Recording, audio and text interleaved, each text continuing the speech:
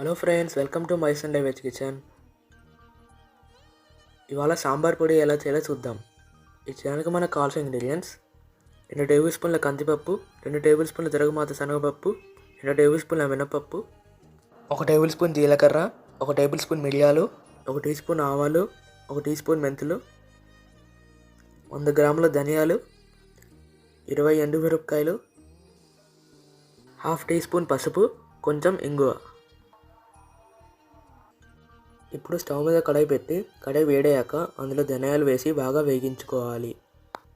వేగించుకునేటప్పుడు స్టవ్ని సిమ్లో ఉంచుకోవాలి.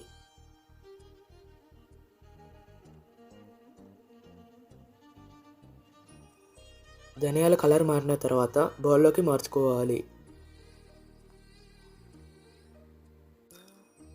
తర్వాత కందిపప్పు కూడా బ్రౌన్ కలర్లోకి మారే వరకు బాగా వేగించుకొని బౌల్లోకి మార్చుకోవాలి.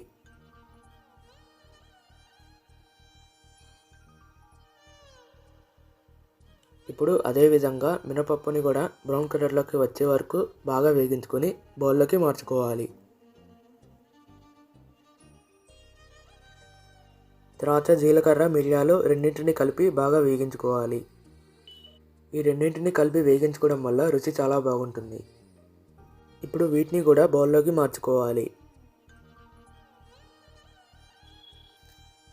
అలాగే తిరగమాత శనగపప్పు కూడా బ్రౌన్ కలర్లోకి వచ్చే వరకు వేగించుకొని బౌల్లోకి మార్చుకోవాలి.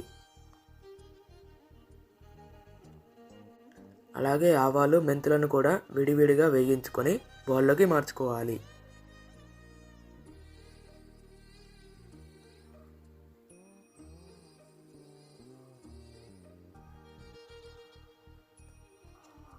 చివరిగా ఎండుమిరపకాయలను కూడా వేగించుకొని బౌల్లోకి మార్చుకోవాలి.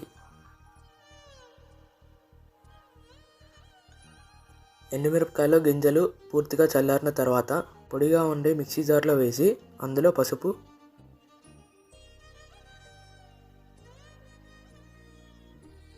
ఇప్పుడు ఇంగువ కూడా వేసి బాగా కలిపి మెత్తగా పొడి చేసుకోవాలి. ఇప్పుడు ఈ పొడిని ఎయిర్ టైట్ జార్లో స్టోర్ చేసుకోవాలి. ఇలా పెట్టుకుంటే పొడి బాగుంటుంది. అంతే, సాంబార్ పొడి రెడీ.